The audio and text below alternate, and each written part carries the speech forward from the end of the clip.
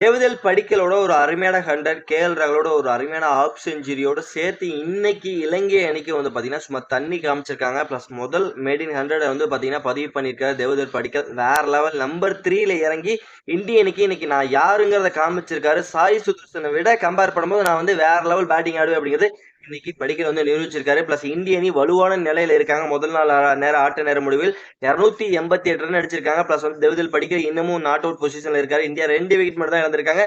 India டே 1ல சூப்பரா performance கொடுத்திருக்காங்க. இலங்கை அணி பவுலிங்ல ரொம்பவும் சொதப்பிருக்காங்க. ஓகே, என்ன நடந்தது இன்னைக்கு டே 1ல அப்படிங்கறத விளக்கமா விலாவரியா பார்க்கறதுனால வீடியோவை ஸ்கிப் பண்ணாம கடைசி நண்பர்களே, இந்தியா வெர்சஸ் இலங்கை முதல் டெஸ்ட் டே 1 இந்தியா வேற லெவல் பெர்ஃபார்மன்ஸ் பண்ணிருக்காங்கன்னு சொல்லி அவனுங்க. இன்னைக்கு டாஸ் வின் பண்ண சுப்மன் கில் முதல்ல நாங்க வந்து பாத்தீங்கன்னா பேட் பண்ணோம் அப்படி டிசிஷன் எடுத்தாரு.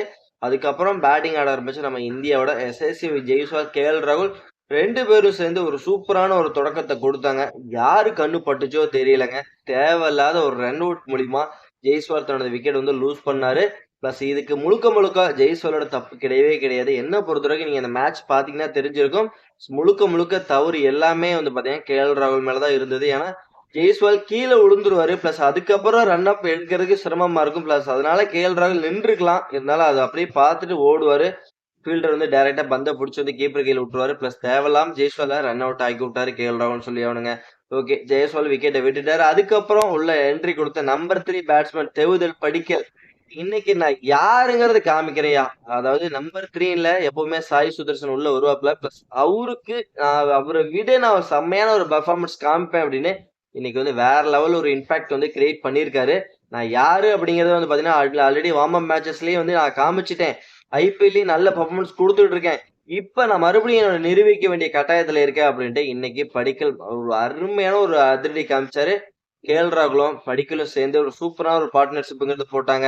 அந்த ஒரு பார்ட்னர்ஷிப் மூலம் பாத்தீங்கன்னா ஒரு அருமையான ஒரு 100 வந்து பதிவு பண்ணாரு. Made in test first century of the international கிரிக்கெட்ல அவரோட முதல் 100 வந்து இன்னைக்கு வந்து படிக்கல் பதிவு பண்ணிருக்காரு. இந்த 100 பதிவு பண்ணி வேற லெவல் இம்பாக்ட் கிரியேட் பண்ணிருக்காரு. நம்பர் 3ல நான் யாரு, எனக்கு இனிமேல் நம்பர் 3ல எனக்கு தான் இடம் அப்படின்ட்டு ஒரு முத்திரை இந்த இடத்துல ஒரு பதிச்சிருக்காருன்னு சொல்லிடணும். இந்த படிக்கல பொறுத்த வரைக்கும் வேற லெவல் இம்பாக்ட் கிரியேட் பண்ணாரு. அதுக்கப்புறம் பாத்தீங்கன்னா அவரு கூட பார்ட்னர்ஷிப் சேர்ந்த கேஎல் ராகுல் அவரு ஒரு அருமையான ஆப்ஷன் பதிவு பண்ணாரு. இருந்தாலும் பாத்தீங்கன்னா 77 ரன் இருக்கும் போது அவரு தசைப்பிடி பேர்றதுனால வந்து பாத்தீங்கன்னா அவர் வந்து உள்ள போயிட்டாரு. பிளஸ் அதுக்கப்புறம் உள்ள என்ட்ரி கொடுத்த நம்மளோட கேப்டன் சுப்மன் கில் ரொம்ப நேரம் நிலைச்சு ஆடுவார் நினைச்சோம். இருந்தாலும் வெறும் 16 ரன்னுக்கே ஜெயசூரியோட ஓவர்ல தனது விக்கெட் வந்து லூஸ் பண்ணிட்டு போயிட்டாருங்க.